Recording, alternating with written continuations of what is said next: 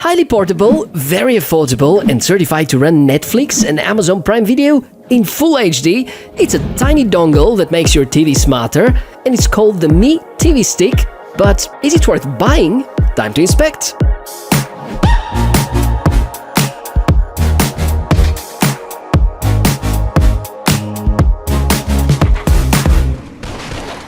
Hey, welcome, Tech4O channel, Michael speaking, and here's something awesome you may find interesting, the Mi TV Stick. After more than 2 years of silence, Xiaomi are back with showing us a smart dongle to enhance the functions of your TV. This little HDMI stick solves your problems in case you don't have a smart TV, or if it is not too smart, or in case it doesn't have YouTube, Netflix, Prime Video and so on, or if you're sick of connecting your laptop again and again. These dongles have become so powerful and useful that maybe 90% of the time I'm in front of the TV, it's because I'm using any of these gadgets either for gaming or Google streaming or most often Netflix. The Mi TV Stick was recently launched, priced at around €40, and likely it will be around $40 when it appears in the United States. That makes it cheaper than the predecessor and ultra-popular Mi Box S, but there's a catch. The Mi TV Stick is Full HD only, meaning that you won't get 4K support, and that will be a serious drawback for some people. Although, it's quite important to remind you that most of the streaming content online is still 1080p, most Netflix subscriptions are at the same resolution unless you want to pay more for 4K, and most of the big YouTube creators still use 1080p as main resolution, so 4K is a privilege, but not a must yet. There also should be at some point Mi TV Stick 4K according to the rumors, which I'm very much looking forward to. I couldn't get any confirmation from Xiaomi themselves, but I guess they will follow Amazon's approach to that. You may well know about the popular Fire TV Stick series, which are also having their 1080p and 4K variations, so my guess is that Xiaomi will try to replicate this product line with Android TV. Exploring the hardware part will take us only a couple of minutes. The unboxing experience is actually very good. Xiaomi keep the well-known orange colors for their TV box related editions.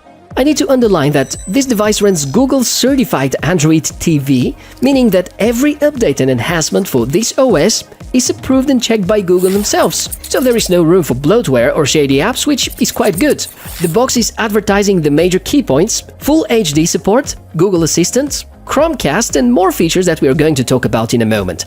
Let's check out the geeky stuff. Processor, it's Cortex-A53 based with maximum speed of 1.2 GHz, 1GB RAM, Mali-450MP graphics adapter, around 8GB storage, dual-band Wi-Fi, Bluetooth 4.2, micro USB port, that's for charging, Dolby and DTS support, and no other options for physical connection of peripherals unless these peripherals use Bluetooth.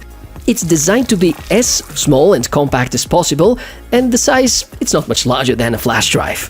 If the specs say nothing to you, well, the processor is rather entry-level. You can't expect great performance, but seems to be about right for Full HD video playback, for Netflix and so on. Gaming, we're going to talk about that in a bit. Xiaomi have done a great job helping you with the installation instructions. It's really super simple and basic. Plug into HDMI port of your TV, connect power through this micro USB port, and you can even source power from USB port of your TV if there's such available, and then use the remotes to finish the setup. Takes literally a few moments, and because it has good Google Assistant integration, you may use your smartphone for finishing that setup. Very important, you need to have a working Wi-Fi at home. The interface is the well-known Android TV launcher, and if you're wondering if you can customize the appearance, yes, as long as you stick to the default one. You can rearrange the channels, but that's pretty much all of it. There's an off-the-record option to use a third-party launcher, however it will require reprogramming the buttons of the remote, and I'm not sure if the effort is really worth it. Since a few months, Google have decided to deprecate the support for third-party launchers on Android TV. Still, navigation is easy to follow, and once you're connected to the internet, your whole feed is going to be full of custom recommendations based on your own taste and preferences. Netflix is going to show your recently watched TV shows or give you some suggestions for new ones, and the same for YouTube, Amazon Prime Video, and even Google Play Store. Since you have no USB port to connect external drives, your best shot is connecting to a shared drive or NAS, and using FX File Explorer, it was quite easy connecting to mine. Play Store is of course essential. You have access to all Android TV certified content. You may also run some native Android apps with variable success. I've tried Geekbench 4 to check the CPU capabilities, and it showed results which are close to the LG Nexus 5 with Snapdragon 800, so the overall performance is up to par with premium smartphones of like 5 generations back. I think it's understandable, considering the small size and cheap price. One thing which is very important to mention, under high load, the device tends to quickly heat up and you're going to notice CPU throttling. Everything may become laggier and slowly responsive, which means that the system is running the CPU at lower rate in order to cool down the temperature. This behavior was driving me crazy for a couple of days, and it even got to a reboot when running one of the intensive benchmarks, but after I collected some footage with the TV stick, which was good enough to show it to you, I got brave and decided to open it and figure out if there's a way to improve the cooling. If the cover is removed, you have access to the heatsink, and in combination with the fan, it suddenly has become a very well-performing device. I'm not sure if that behavior concerns only my unit, but it's definitely something to consider. YouTube and Netflix are unlikely to get you into trouble, but if you want to do some gaming, then definitely try to find a fan. I finally found a good way to utilize this portable USB fan, which a friend of mine gave me a few years ago. Funny enough, another Xiaomi gadget. Guess someone was able to foresee the future a few years ago. Video playback is of course superb. Hardware-level integration for encoding VP9 and 10, H.265 and all the popular video codecs except AV1 codec, which YouTube is slowly migrating to. For sound enthusiasts, Dolby and DTS certified, and with that we can conclude that multimedia is well supported if you can live with the fact that everything is going out through the HDMI port.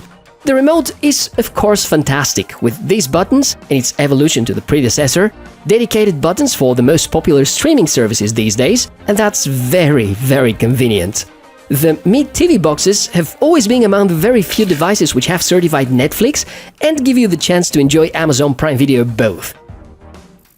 I've also tried a few games, and if they're not too graphics intensive, the gameplay is in fact alright. Death Trigger and Rush Rally were running very smoothly with default settings. There were moments when I felt that Rush Rally was causing some lags due to throttling, but they were really quickly going away. Rio Racing 3 was, however, too heavy, and the box didn't even manage to load the game. Guess Asphalt 8 and similar games will feel the same way too. So you may try other games like Beach Buggy Racing, in case you want to have some gameplay fun. Wide variety of Bluetooth joysticks are supported, and because I often get this question asked, I can't really get you a link for this particular one because it's fairly old model, but you can find links to the rest of the devices shown in the description below the video. So at the end, I'm with mixed feelings about the Mi TV Stick. This is the very first batch of the item and the very first software release, so from here, pretty sure that Xiaomi will catch up with good and reliable updates and improve the experience a lot. Overall, this TV stick is the easiest way to hook your favorite content to any TV or screen with HDMI input, and is perfect should you want to get full HD output from YouTube, Netflix or Amazon video collections. For gaming, quite limited, but still possible if you're planning to do that occasionally or with not too intensive games. And the very big drawback I can point to, the high temperature and the CPU throttling, which I hope is either limited to my own unit or something that will get updated through software.